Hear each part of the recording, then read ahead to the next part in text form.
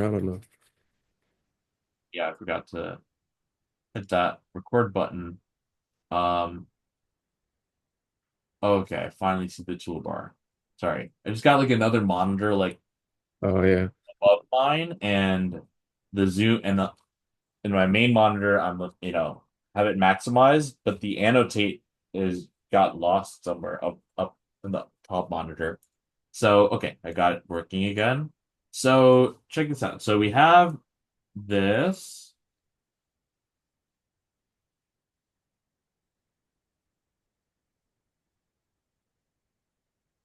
right? And they're saying that each step involves getting one water molecule removed and one ammonia molecule added. So originally it looks like this. After step one, you're going to have one fewer water, so from four to three, and one additional ammonia, Yeah. right? That part makes sense. So now what will happen if you do this step like again? So step two, you would have copper, water, and then you would have two, Okay? but then you'd have another ammonia, so you would have two ammonias. So they would both be two. Correct. Okay. Yeah, that was making sense. Now it makes sense. Yep. So another term that they could use to describe like a coordination complex or coordinate covalent bonds could be dative, dative. Okay. That's another way that they could refer to this, but yeah, that's the idea here. So think about Okay. it like this. You're gonna have a central atom that's gonna be a transition metal, and then you can consider how many like things that it's complexed by. Okay. Yeah, there we go. Okay. And then I had a question about a similar this passage. I kind of guessed on this one and got it right, but like I kind of want to know like the different possibilities of like how the equilibrium kind of gets shifted. Okay. So like it says with the concentration of Cu and H342 plus increase if the equilibrium were disrupted by adding HCl. Hmm. So like if you add HCl, um, ammonia is a base, or I don't know. It's how it says how would this be affected? So you're right in that ammonia is a base, it's a weak base.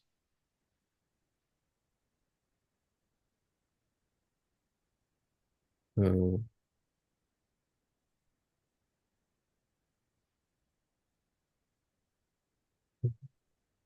And they're telling us that from equilibrium, if they in or if they add hydrochloric acid, would the concentration of the complex with all of the ammonia in it, which in equation one is in our product, would that go up or down, that concentration?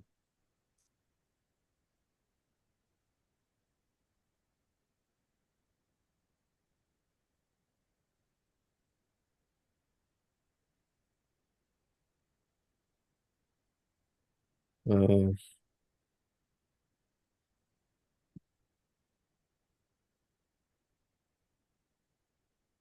if you add a strong acid, it would, I don't know, change it would make it more acidic.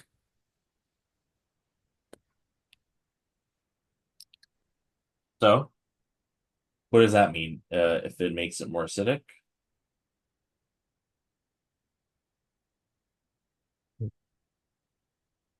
means as a pH would decrease? I don't So know.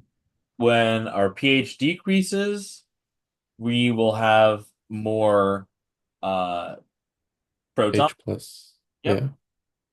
And if ammonia is, a weak base, and we are adding hydrochloric acid, which is a strong acid, then that weak base, ammonia, should get protonated to turn into ammonium. Yeah. And, then that can turn into, well, that would be causing less ammonia on the left.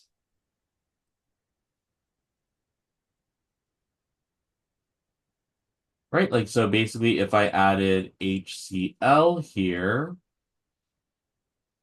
so like HCl plus ammonia is going, what do you think this will give you? NH4 plus. Exactly.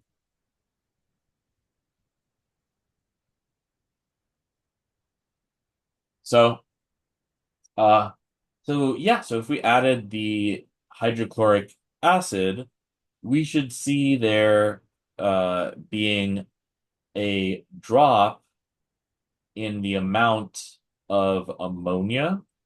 So it's shifted to the left. Yep, it would shift to like, since we have a drop if in a reactant ammonia, the reaction should shift to the left. And So it wouldn't affect this. We would need to add more of this or a base to like level it out. yep, you could do that. Um, but yeah, it can like push the reaction to the left. So yeah, you could have a increase.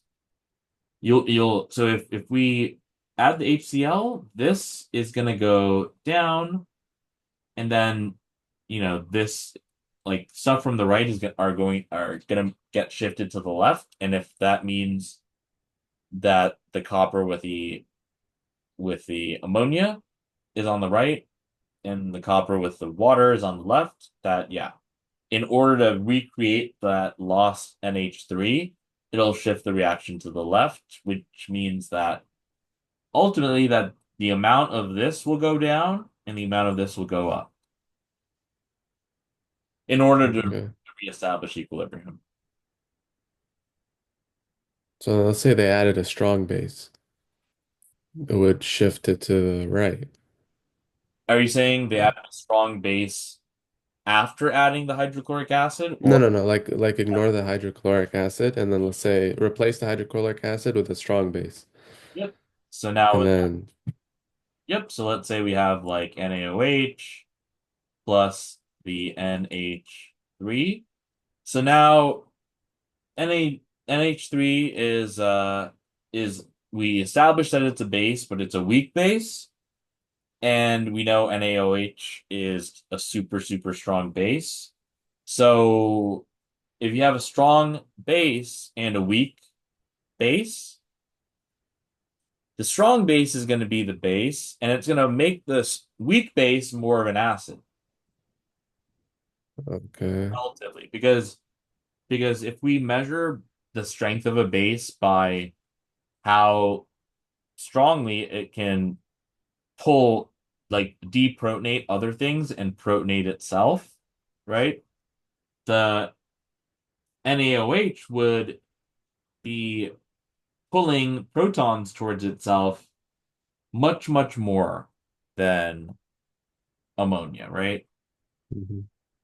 So, like, I mean, I don't know. I don't think it's gonna be like NH2 or oops, NH2 or anything like that.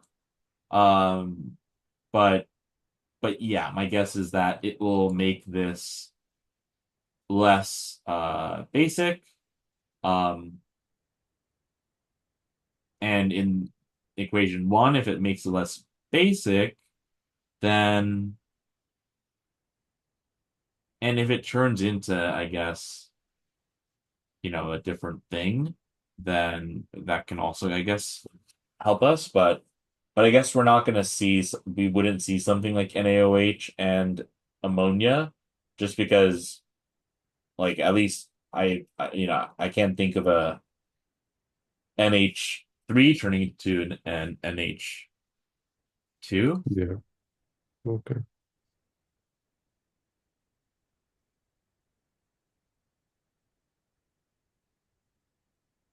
Apparently,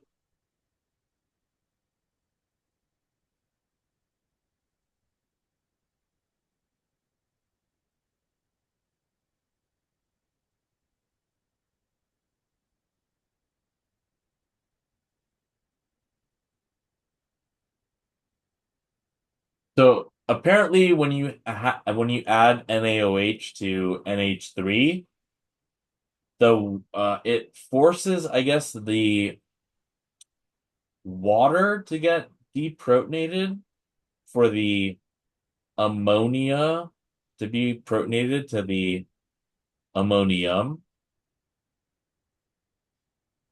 but yeah. Okay.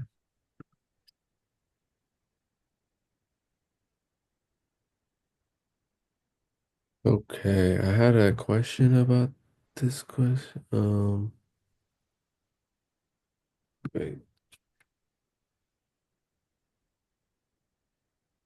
think it was like a passage breakdown. So is this a passage you want to go over or just like a Um, uh,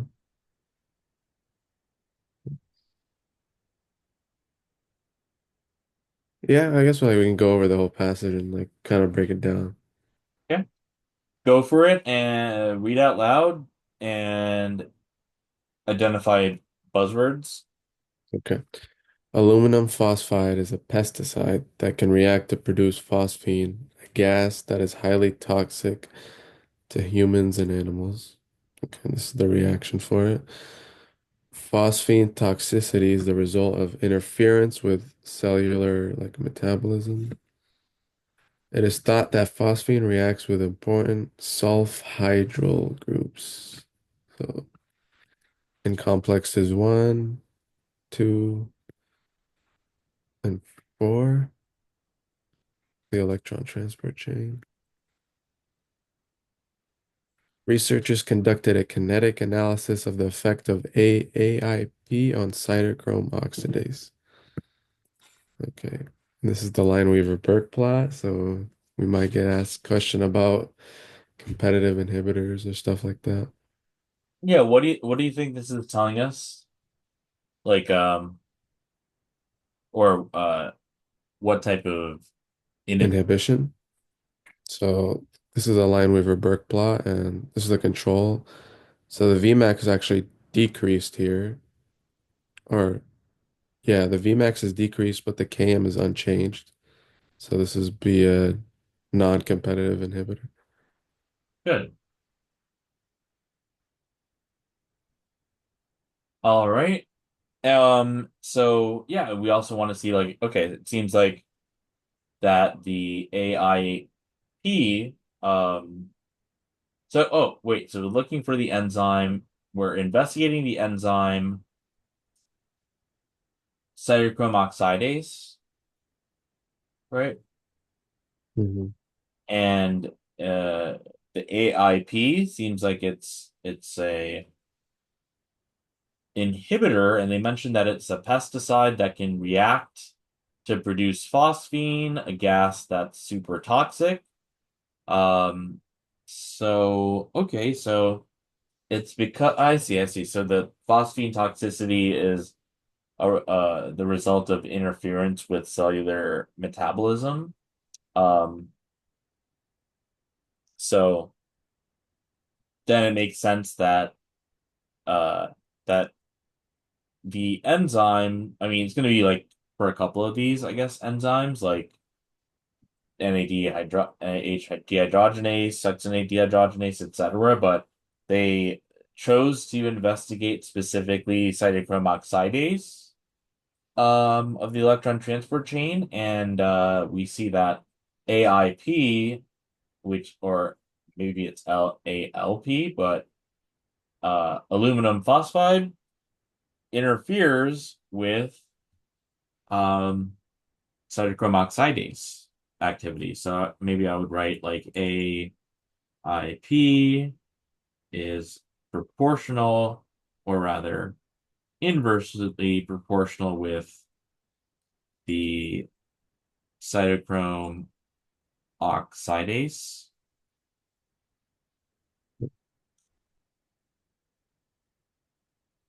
It says researchers measured the levels of ATP, the rate of ATP synthesis, and the rate of ATP hydrolysis in rat liver mitochondria. It was found that AIP exposure resulted in exposure to AIP resulted in a 65% decrease in ATP levels and a 48% decrease in the ATP synthesis. Then it says, in addition, the effect of AIP on the activity of the three electron transport chain complexes was determined by Table 1, and they were determined independently of each other. Okay, so they measured ATP levels, rate of ATP synthesis, rate of ATP hydrolysis in mitochondria, uh, which makes sense.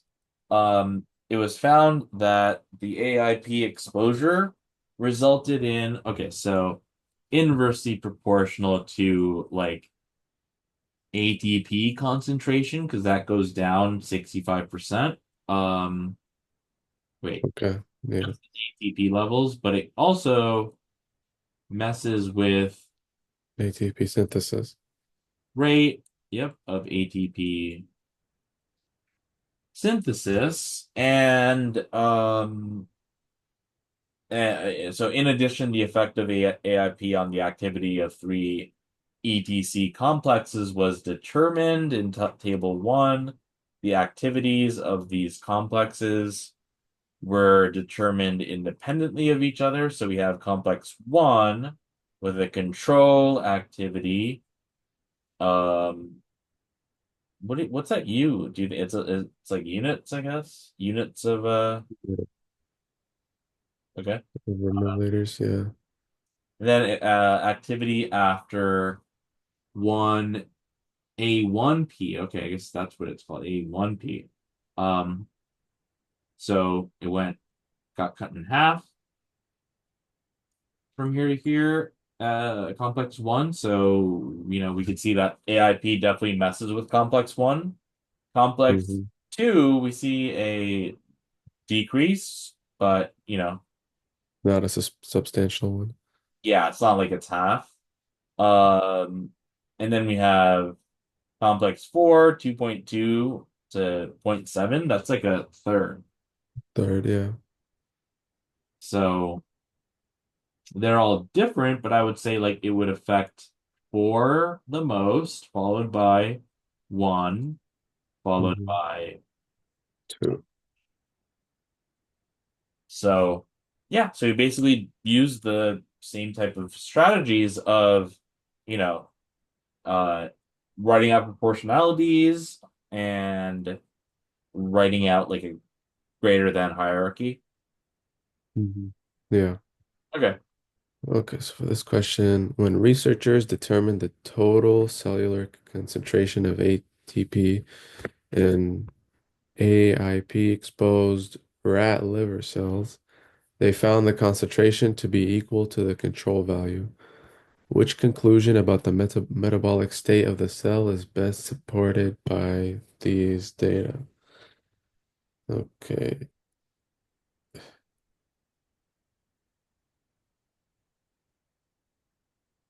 so they found total cellular concentration ATP to be equal to the control value. So they didn't see an increase, I guess, Okay.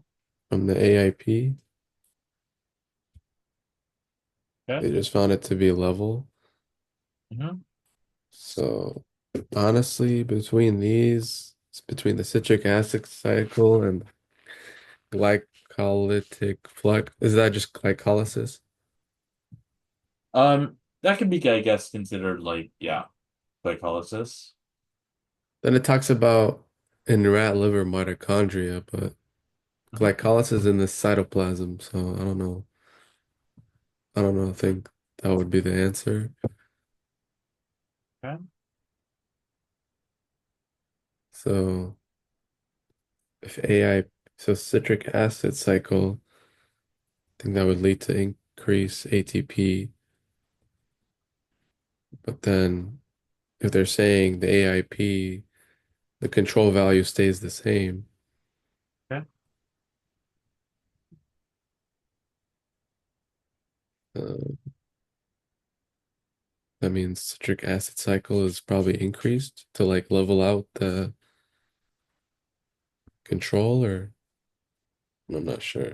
All right, let's see. So they said when researchers determined the total cellular concentration of ATP in a IP exposed rat liver cells, they found the concentration to be equal to the control value. And then what conclusion about the metabolic state of the cell is supported by these data?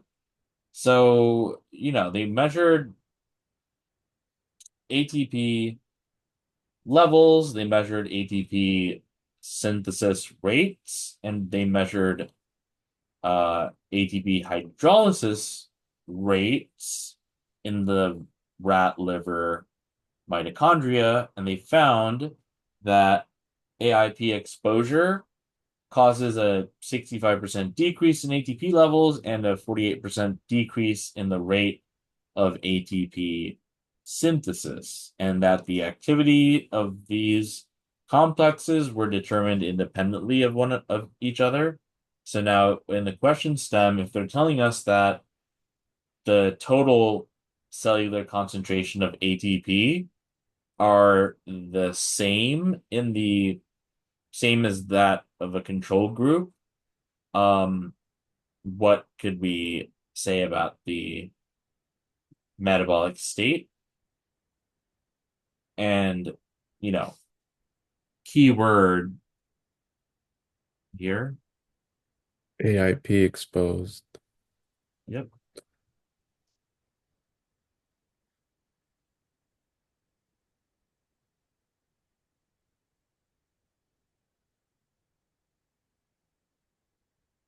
So take a look at our proportionality. So AIP leads to a decrease in ATP Okay, what else? and a decrease in the electron transport chain. Okay, Then it's saying here, after they got exposed, they found the concentration to be equal. okay. So wouldn't the so if you're exposed to AIP exposed rat cells, your citric acid cycle is decreased? Okay. I don't know, because I'm just if you're basing it off this So if I or if I if I gave you like whatever, a cell and I blocked the electron transport chain, right?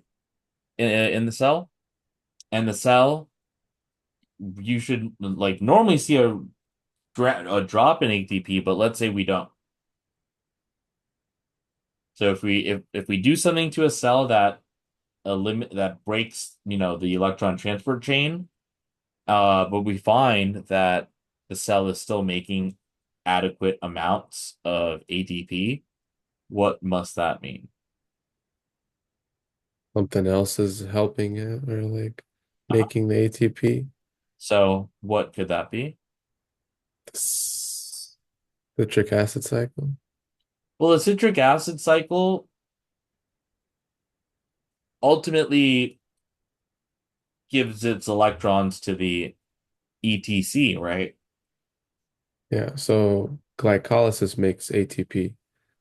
They make two ATP. Yep.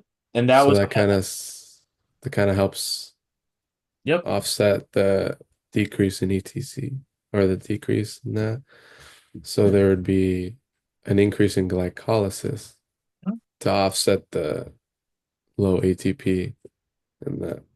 So would it be glycolytic flux is increased? yep. So, yeah. So, okay. So the way that we evaluated this was we, because at first I think you were thinking that in the passage they mentioned, um, yeah, Yeah, liver liver, mitochondria. liver mitochondria, right?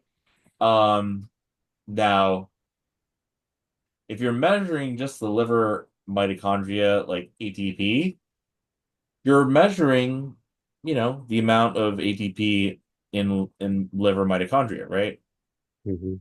But what did you highlight in this question? In the question, the total cellular concentration of ATP. So, so I think so. Originally, you were saying that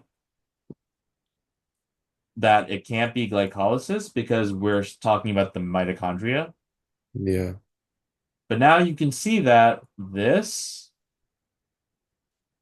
is not talking about just the mitochondria, right?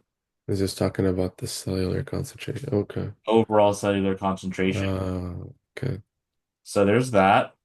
And, and then generally when they're talking about like, I mean, sometimes it could be like a pseudo discrete, but like generally it's going to have to do with something, like experimentally related if they're asking about the experiment. So like here, this part is also important. AIP exposed, cells. So so what we want to do here is instead of like going to the passage and blah blah blah, we want to see that we understand what the question's asking, and it's asking what happens like if it was the case that AIP exposed cells end up having the same total cellular concentration of ATP. And from the passage, we know from as well as from our proportionalities, that AIP inhibits electron transport chain. That means that the cell in the question stem is able to make ATP still without the ETC. And then it's a matter of, glycolytic flux versus citric acid flux. And the flux term is there to like confuse you. But what a flux really means is like a change, right?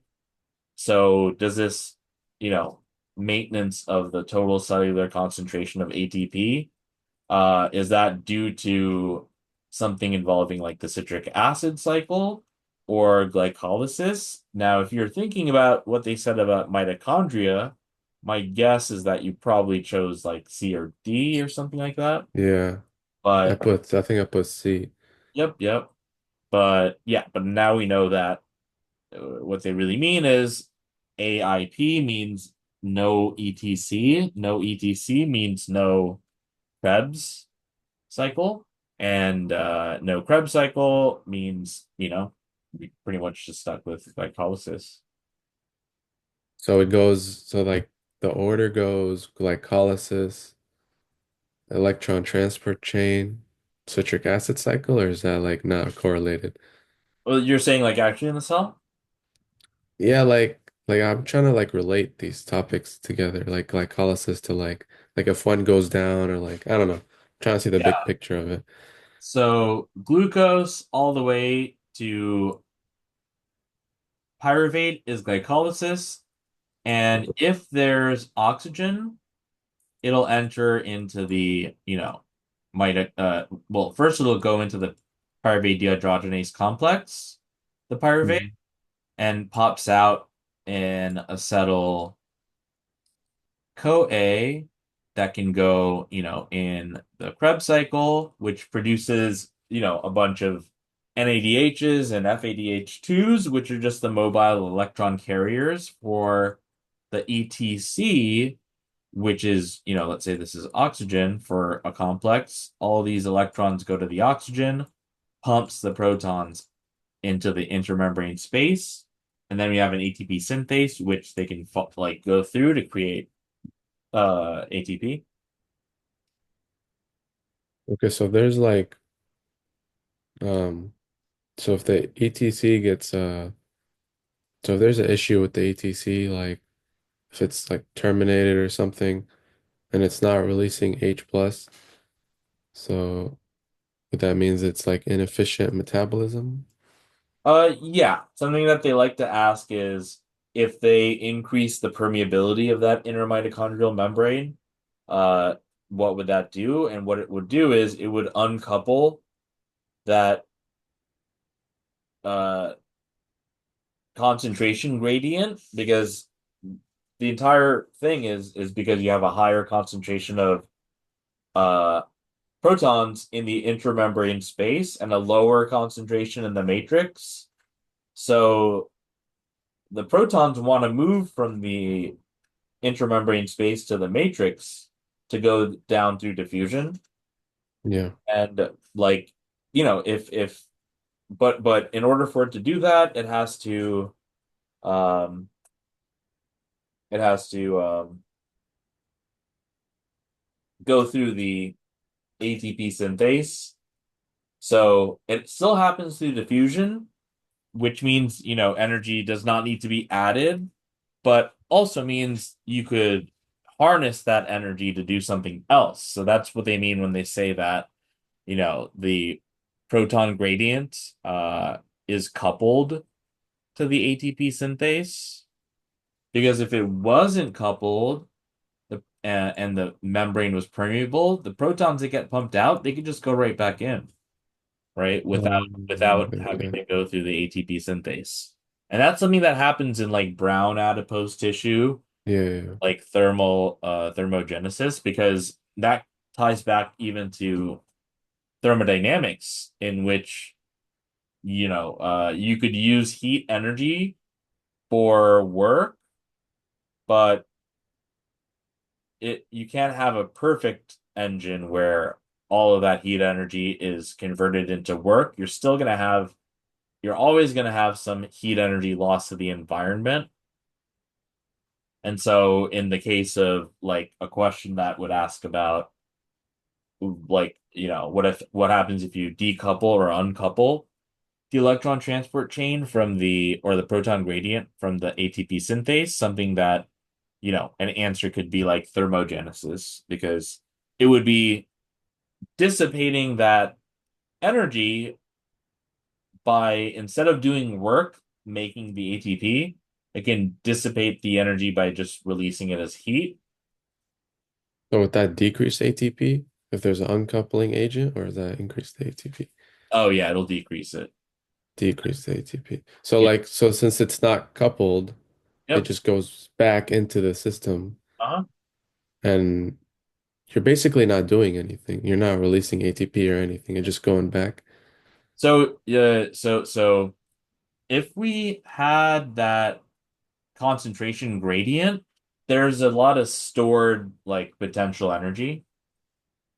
And Okay. that energy could be either like going into the ATP synthase to make ATP, or like if it was an issue with the inner mitochondrial membrane and there's more permeability, meaning the protons can just diffuse through that membrane, then you're gonna go from, having that uh potential um to it turning into equilibrium, meaning equivalent concentrations of protons, both in the matrix and in the intramembrane space.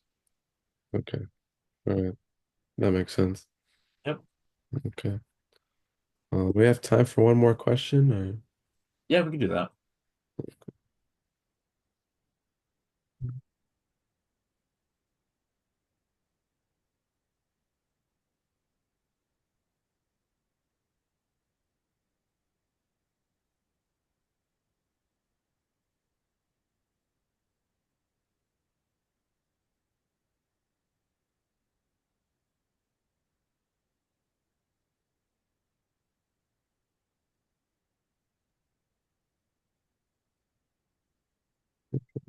this one. Says, at which buffer pH would two out of the four proteins adhere to a cation exchange column? So I know you told me in a cation exchange column, the beads are negatively charged, and the cations they attach to it, so they would elute last. They would be longer in this system or in the Stationary phase. stationary phase, and then the negative ones will elute first or quicker. Like I know that concept. Um, then I don't know if it's like the PI that confused me. It says which buffer pH would two out of the four of the proteins adhere to a cation exchange column?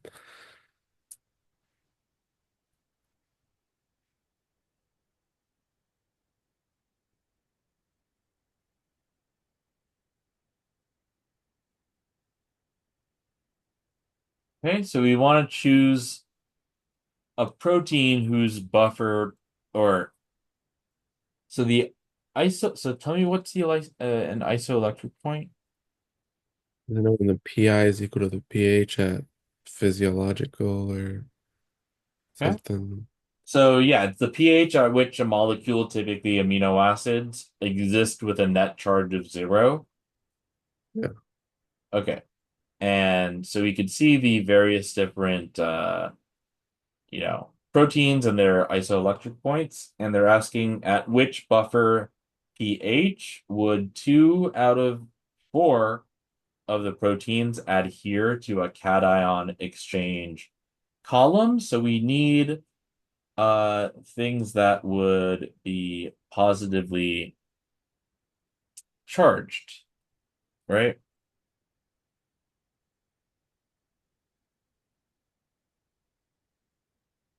I don't know. I thought a buffer, I guess I'm relating it to the pKa where it has to be like plus or minus one You're thinking of of the, you're thinking of like what you want the indicator to. yeah. I'm mixing that up. And you want that indicator to be at a pH range that separates it from like, being like one thing to the other thing or whatever. Like if Yeah, you're doing acid-base titration, then the equivalence point um is when you have, the same number of moles of analyte and titrant. yeah. But here we can see that, well, I guess what we're looking for is something that'll be, wait. Oh, so okay, we're So if looking the for, PI is less than the pH, it will be positive.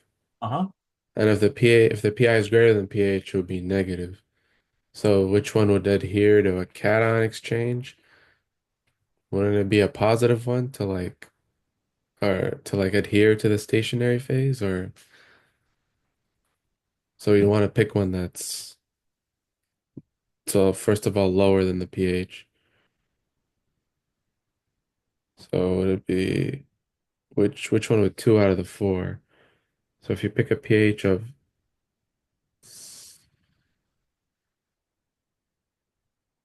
uh oh, yeah, okay. So it'd have to be seven because we have C and D. Yep, PI is less than the pH, so it would be negative, and that would adhere to the cation exchange column because they would just kind of bond. yep. So okay, I guess I was overthinking this one. I guess Hmm. yeah. Yep. All right, awesome. Uh, So, whoops. Um, cool. So I'm seeing you next. And so yeah, I have one on Saturday, I think. Yeah, yeah, Saturday 6. and Yeah. then do you have anything this week or no? No, but if anything opens up, I'll let you know. And then Okay. for like next week and stuff, that you could go on my Calendly because I have a lot of open spaces for next week. Okay. Yeah. So I would do that like, yeah, right as our session ends before anyone else takes Okay. spots. Um, but yeah, it should just be the 75 for today. All right. And yep, I will see you on Saturday, okay? I sent it. Thank you. All All right, right. I'll see you then. All right. Take care.